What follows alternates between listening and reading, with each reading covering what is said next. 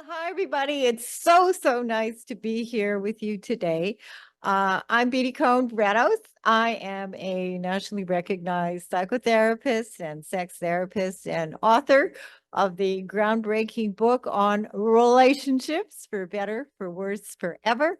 Discover the path to lasting love. And as I say all the time on my radio show and on television, I only wish that I had this book when I was first starting out in my own dating and relationship life. I'm also the advice columnist for Dan's papers in the Hamptons and Palm Beach. I write 2 Ask Beatty columns every single month, and I encourage you to read them. And you also have an opportunity to .com website. I've been a national speaker for a number of years and also an expert guest in national radio. Host of the Ask Beatty Show on the Progressive Radio Network. It airs live every Monday afternoon from 3 to 4 p.m. And probably my greatest passion, other than the passion and the love that I have for my husband, Jim, is the work that I do in my private practice. I have been practicing now for over 35 years and private practice in New York City. And I also have a small private practice here in Hampton. So the reality is, and of course, when I give these presentations, I have good news. I have really good evidence-based news that I like to share with all of you about relationships, about finding and maintaining and sustaining a successful relationship. But we have to get real, because the reality is very badly when it comes to our relationships in the real world. You know, for example, and people are very surprised to hear these divorce statistics. The divorce rate for first marriages is 48%, between 48 and 50%, and that number has been very constant for many years. And then I'll ask people all the time, so what do you think the divorce rate is for second marriages? Well, the divorce rate for second marriages happens to be 67%. And then I ask people, and I can ask you the same question, what do you think that the divorce or people who are marrying 3 or 4 times? So I get very different responses from people. But the reality, my friends, is that the divorce rate for third marriages and fourth marriages happens to be 72%. Now, in this country, in the United States, and many of you know that I'm Canadian, and I did my training, my graduate and postgraduate training at McGill University in Montreal. But in this country, I think that we have never, ever had as much focus on mental health and relationships. We've never seen so many life coaches and therapists and love coaches, and it goes on and on and on. So what is it? What is it that is actually going on that we are in this really bad and depressing downward cycle when it comes to our relationships? Well, in 2000, actually it was 1999, I did research with 450 people, Boston, Providence, and Connecticut areas. And these were single people, all ages and stages, single and divorced and widowed and separated, and people who'd never been married. And I devised a 10-step formula as a result of talking with 450 people and asking them about their lives and relationships and what was working and what was not working. So I devised this 10-step formula that teaches us all how to assess. And I know that the word assess, it's not sexy, it's not loving, it's not romantic, but it is absolutely critical. So the formula teaches us how to assess who's right for you and who's wrong for you before committing to any serious relationship. And the research culminated in my book, For Better, For Worse, Forever, Discover the Path to Lasting Love. And I remember the publisher, Chandler House Press in Boston, they actually hired and they paid for 2 full-time publicists to publish and to really get the publicity out in the country and also in Canada. And I remember sitting around and we were talking about how everybody felt that this was going to be a New York Times best-selling book. It was a significant book. Nothing had been written like this previously. And the reality is that the book had sold. It was not a New York Times best-selling book. And people asked me, so what do you think happened? Well, in order to be able to find and maintain a successful relationship, we have to be serious and we have to be committed to doing some work. And I think that the reality, and I've been saying this for years and years, the book came out in 2000, it came out in a couple of other editions after 2000. People seem to be overall reluctant to do the hard work. So then people will say to me, well, what is this hard work that you're talking about? I've identified 3 things that we all need to learn and that we all need to do if we ever hope to find and maintain a successful relationship with anyone and not repeat the disappointments and the pain of our past.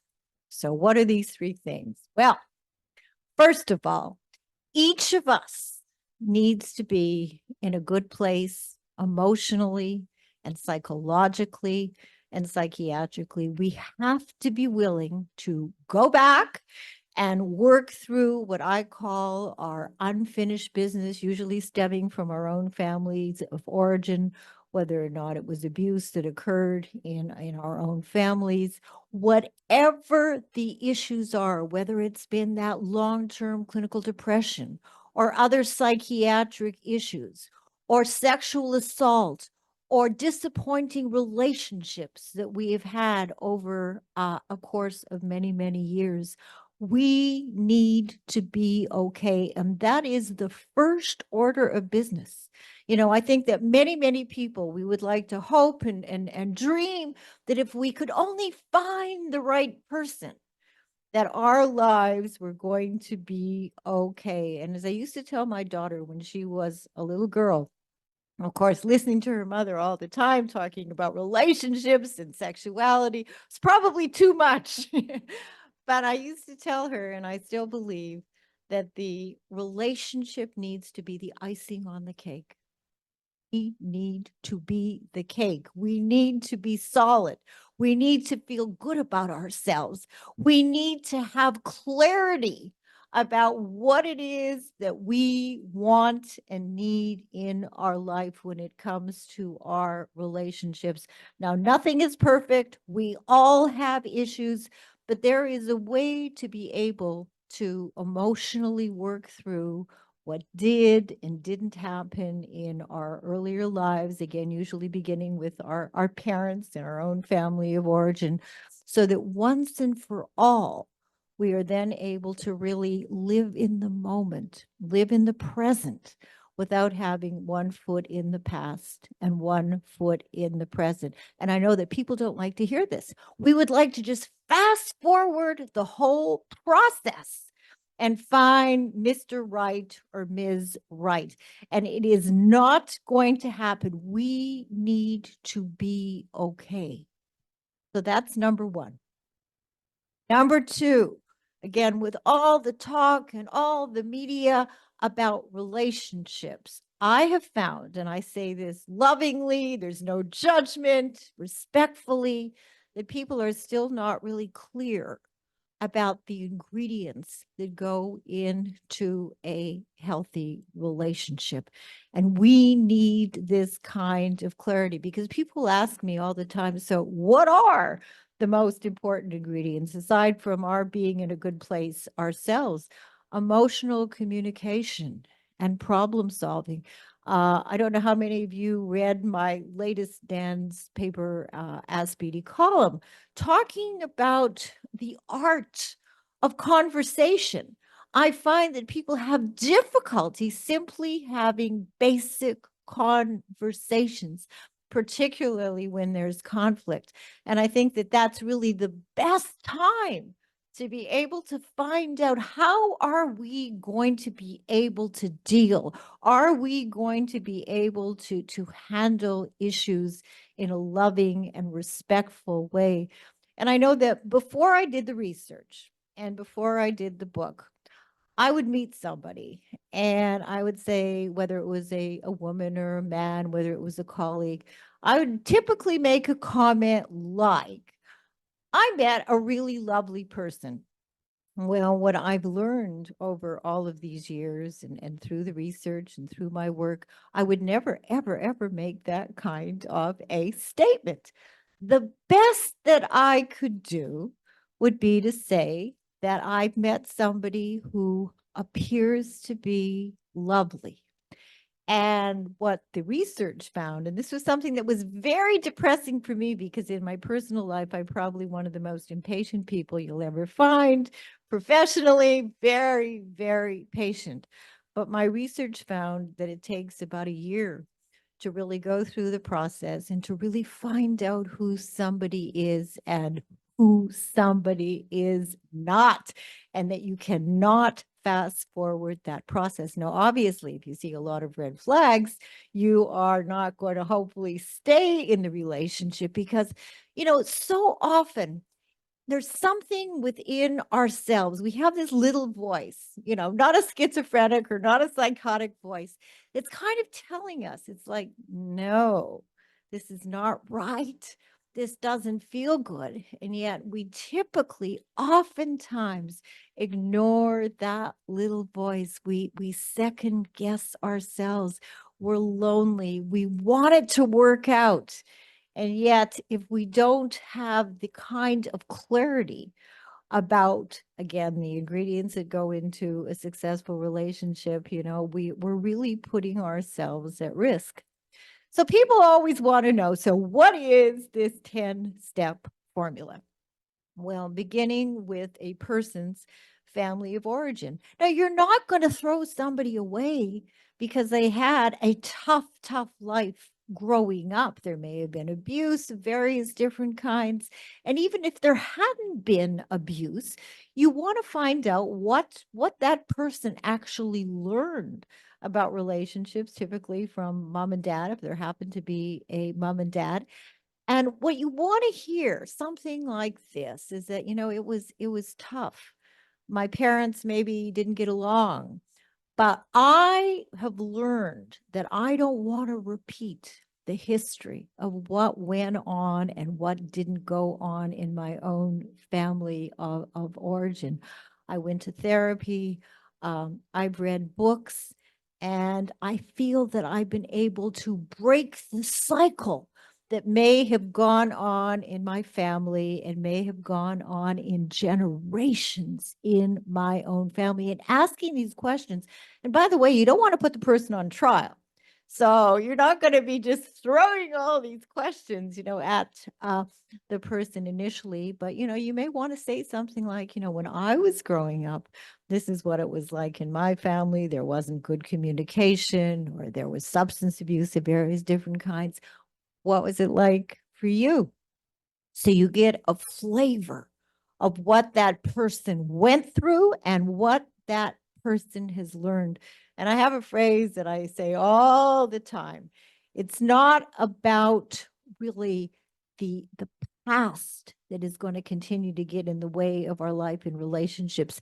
It is about our commitment to ourselves to be willing to acknowledge, address, and resolve as best as we can, even though we can't change our history, the things that continue to get in the way of our life and our relationship. So, moving along with the formula, I have 2 chapters on what I call skeletons in the closet. And these skeletons in the closet, they're not visible to the untrained eye, which is sometimes getting a second opinion if you're not sure from a qualified mental health professional could really be very, very, very, very helpful. Things like substance abuse of various different kinds, verbal abuse, sexual abuse, physical abuse. I mean, these are things that are going to emerge. I mean, hopefully they're not going to emerge, as the relationship starts to play itself out. I oftentimes cite an example of a woman that I treated when I lived in Sarasota, Florida. She was married, had been married a very long time, and she contacted me and she said that she was feeling very, very depressed. And of course, I began with her own family of origin where there had been significant physical abuse. And in her marriage, she lived quite the high life, the boats, the planes, the trips, the houses. And she told me that when she and her husband would go away during New Year's, almost every year, he would have too much to drink and he would hit her. And this happened. This didn't happen on a regular basis. I mean, this was for her. This was kind of a once a year kind of thing. And she obviously was very unhappy about it. It had just been a trip that they had had. I think the first time I saw her was in January. So it had just happened, a few weeks prior to the new year. And in looking at her family background, what do you think I discovered? Well, she'd been hit almost every day. So in her view, and this was someone who was really smart, really nice, had a great education, good career. In her view, mostly on an unconscious level, once a year was not so bad because every day was what she had experienced. So of course we talked about that, and never, not once a year, not once every 5 years was any of this going to be okay. So we brought her husband in and he was very unhappy. He didn't like therapy. He didn't like therapists. I don't think he liked me. And he's sitting there, and for the first time, she was able to confront him and say, this can never, ever, ever happen again. And he said, well, I had too much to drink. And no, it was never going to happen again. And I remember seeing them at an event a couple of years later, and she said it was okay. And here you have a perfect example where her skeletons in the closet, those unconscious skeletons in the closet, were playing out in her marriage, where she thought that once a year wasn't so bad until she decided that the depression was really getting in the way. So moving along, emotional communication. Emotional communication is not where are we going to go for dinner or what kind of a dress are we going to buy. That is not what I'm talking about. Emotional communication is really being able to express the full gamut of emotion, the love, the respect. I need to talk to you. Let's have a conversation. To be able to feel comfortable to express your feelings about everything and anything. And you need to find out whether or not the person who you think you're in love with has that capability, has that interest. And if they don't have the capability, are they willing? Are they willing to get that capability? Are they willing to hone their communication skills? Because if we can't have conversations with our partner, what are we actually doing? And it's not just the happy, I love you kinds of communication. I'm talking about all kinds of communication.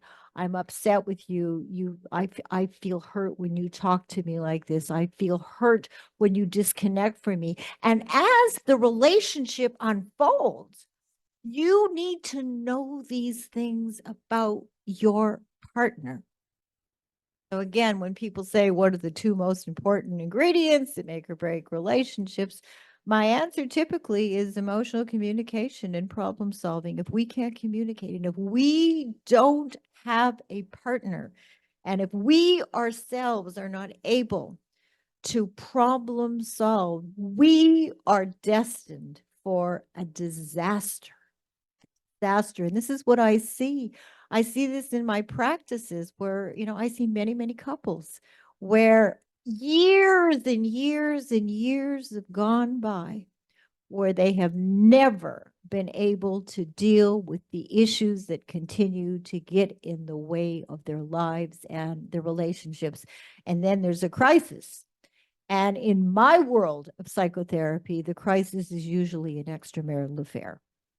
Well, now there's an affair.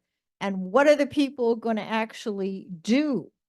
And the couples who are even initially interested in trying to see whether or not the marriage, the relationship can be preserved, they're the ones who contact me.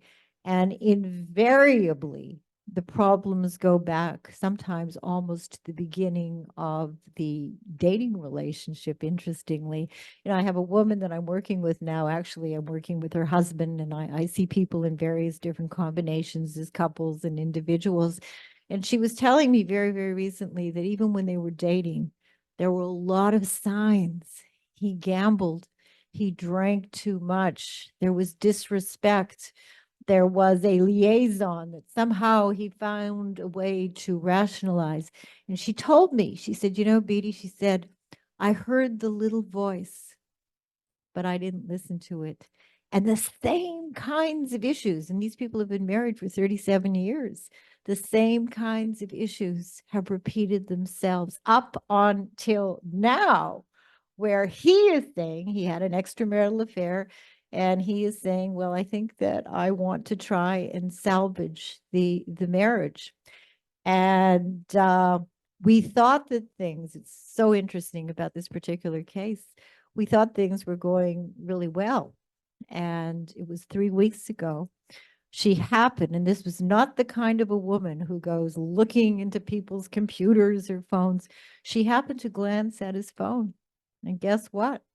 She found that he was still in contact with the woman that he'd had an affair with. So here we have another crisis, and he's complaining about the therapy. He's complaining about the money that they're spending in therapy. And here he continued doing what he had done for most of the marriage, hiding money, having secrets. And here we have a situation. He's in therapy, and now he's back with the woman that he had an affair with. And things have not been going well. And both of them are at a place right now where they're really going to have to make a decision. Either they're going to be serious, like really serious, whether or not they really love each other. I think she does. But I feel that all indications behaviorally, because what I also believe, it's not what people say, it's what they do. So he talked a good talk, and then continued to have contact with the woman that he had an affair with the woman that he bought an apartment for. So she's in a place where, unless things change dramatically, and of course there's no sex in this marriage, she's going to need to find herself a really good divorce attorney. Moving along, I have a chapter on emotional intimacy. Now, there's a real difference. You can have great chemistry with someone and have basically zero or no emotional intimacy, or you can have emotional intimacy and not have that sexual connection. So when I talk about emotional intimacy, caring and sharing and respect and love, and can I help you, and I appreciate and I'm grateful, that is what emotional intimacy is about. And this is what we want. We want and we need this kind of closeness from our partner. Otherwise, what are we doing? Really, what are we doing? As far as sex goes, again, we've never had so much talk about sex as we do in this country and really around the world, but we're not doing well in the bedroom. And I'm finding that people, even younger people, are having less and less and less sex. But the one area that has just skyrocketed are the porn sites. There are thousands of porn sites. And I was treating a couple of young men from Chicago in their 20s, good careers, good education. Do they date? Not really. How do they deal with their sexual feelings? On the porn sites. So I think it's really, really important also, if sex is important, and I think that sex is an important component in a relationship, regardless of your age or stage in life, that you have sexual compatibility. And again, if there are problems, be willing to acknowledge and address and resolve the issues, whether we're talking about erectile dysfunction, whether we're talking about premature ejaculation, whether we're talking about the sexual side effects from all of the medications, the psychiatric medications, the over-the-counter medications. I mean, it goes on and on and on. And I want to tell you a really interesting story about two women that I have treated. Both of these women are in their late 50s. Both of these women are in really, really unhappy marriages and long-standing relationships and marriages. And both of these women have told me over the years that they feel that they have serious sexual dysfunction and that they have absolutely no interest in sex at all. Okay. Well, for the majority of women, we need to be in a good place ourselves, emotionally, psychologically. If we're feeling depressed, we're certainly mostly not going to be interested in jumping into bed and having sex. But our relationships need to be in a good place, particularly, I mean, certainly for men too, but particularly for women. So these two women, actually went out of their marriages, and this was not something that I condone. I don't condone secrets, I don't condone lies, and I don't condone extramarital affairs. If you're that unhappy, try and deal with it, and if it doesn't work out, let's be honest and let's move on. So both of these women ended up having affairs, and these affairs are still ongoing. And I would never work with a couple if this kind of thing was going on. I mean, talk about, being dishonest. I would never do that. These women are so sexual. They have multi orgasms constantly. And both of them have said to me, I thought there was something wrong with me. And here I am enjoying sex. I'm in my late 50s. I've never had such sexual excitement and sexual desire.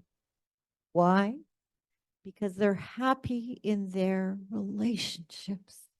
And both of these women kind of stunned. They saw doctors, they went on medication. They were so convinced that there was something wrong with them. But in fact, there was something wrong with their marriages. And they are both having to decide now, what to do, Again, moving along. So there are a lot of things that we have to really think about. And these are not sort of natural things that would, normally just kind of come to mind. I have a chapter in the book on what's your deal. Let's make a deal, and looking at all kinds of things, interests, whether we're talking about political interests or sports interests. Do we actually have anything in common at all? Now, we don't need to be carbon copies of one another, but we certainly want to feel that there is a connection where we can share things or we can enjoy things together, whether we're talking about goals, whether we're talking about values, where we want to live. Do we want to have children? How are we going to be dealing with your stepchildren who can't stand me? There are lots and lots of things. There's a long, long laundry list of things that we have to ask ourselves, and we have to not be afraid to discuss with the person who we think that maybe we want to have this significant relationship with. And again, most people don't do this. I mean, again, look at the statistics. And the one statistic that I omitted to mention is that 3 women continue to be killed every single day by their so-called intimate partner. This is what's going on in the world of domestic violence. I was doing some consulting at East Hampton High School last year. Guess what the dating abuse statistics are for our kids? Almost 26% of teens are telling me, and the research is very clear around the country, that they are in dating abuse relationships of various different kinds. And that was one of the things that I was really wanting to do at East Hampton High School was, teach my program, my relationship education program, and, began to do it. And hopefully we'll continue to do it in other schools and other school boards. In college, it's the same thing. Here we have the college kids, and they are also in abusive relationships of various kinds, whether we're talking about verbal or physical or sexual or financial.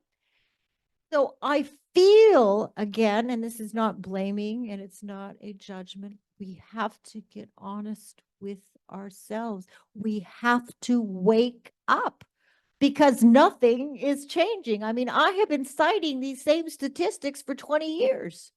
And one would hope with the education.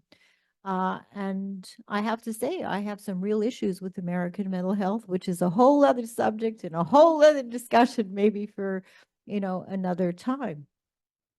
But we have to face the facts. And when I talk about good news, the good news is I know exactly what you have to do. You got to get yourself together. You got to learn the ingredients, and you have to be willing to do your homework. We spend more time researching creams and anti-aging procedures and what dress we're going to buy and what cell phone we're going to buy and what computer we're going to buy than we ever think about assessing who this person is that we think that we would really like to be with. And finally, Chapter 10, compiling all the data. And there are 3 questions you have to ask yourself. The first, and I really suggest that people at the end of my book, at the end of every chapter, there are exercises. And I know a lot of people don't like to write anymore, but I think it's a really good thing that we, have some accountability about where we're at and what we're feeling. So the 3 questions: what I want and need in a long-term relationship, whatever that is. Number 2, what I don't want and need in a relationship. Anything. This is what you feel. Don't invalidate your feelings. Trust yourself. And number 3 is the big question. And that question is, describe my relationship. What is the reality of my relationship? You've gone through the 10 different areas, and now it's time to compile the data. And there's certain things, look, nothing is perfect. You're not perfect. I'm not perfect. There's never going to be a perfect relationship ever. We all go through so many ups and downs in our life. But there's certain things that are absolutely not compromisable. And that is abuse of any kind, the skeletons in the closet that I've described, whether we're talking about substance abuse or verbal abuse or financial abuse, where there are secrets. I have one woman, her husband is a multi-millionaire. She has no idea. She's never looked at the tax return because he wouldn't let her. She's afraid to sell me the money because she is afraid of his reaction. And that is abuse, financial abuse, okay?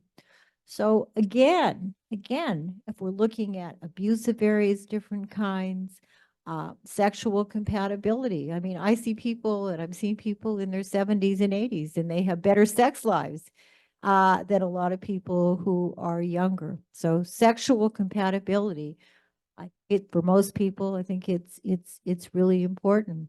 And the other two things that we should never, ever, ever, ever think about compromising on is, of course, emotional communication and problem solving. And whether or not you have a house on the water, maybe that could be something that you can consider compromising on, because in the final analysis, and that's something too that I think, especially, being in the Hamptons, that it really needs to be said is that when I finished my graduate and postgraduate work at McGill in Montreal, I started off in the inner city area as a school social worker, where people were waiting for the welfare check in order to be able to pay their rent, in order to be able to put food on the table, for their kids. And for the last many, many years, for the most part, my clientele has been the rich and the famous, people who we all hear about, people who we read about, people who we know about. And I can tell you one thing absolutely definitively, that if anybody believes that the bigger, better, more is going to do the trick, it does it for the day. It may do it for the week. That's it. That is absolutely it. And all of these really unsexy and unromantic ingredients that I have talked about, that's what it's really all about. And in the final analysis, I was saying this to my husband last night, in the final analysis, what is it really all about? It's really all about love. That's what it is about. So that if we are looking for love, hopefully we're not looking for love in all the wrong places. We need to find ways to really love ourselves. And this is the way I end my radio show. There's two things every single Monday. The show is live every 3 to 4 on the Progressive Radio Network. And I ended off by saying, there's two things. One is that we need to find better ways to love ourselves and live our lives in ways that are really in our best interest. And secondly, we all need to do a much, much, much, much better job in learning to accept and understand the other, whether we're talking politically or whether, we're talking personally. So I always hope that there is some little thing that I have said today that is going to make a difference in your life, that there'll be some little takeaway. But yes, I now understand why some of the problems, in my relationships have occurred. But since I can't change history, I now also understand what I need to do and what I need to learn to never make a mistake in love again, and to be able to find and maintain a healthy relationship with someone, because you deserve it. So thank you very, very much, everybody. Thank you so much for coming. And to love.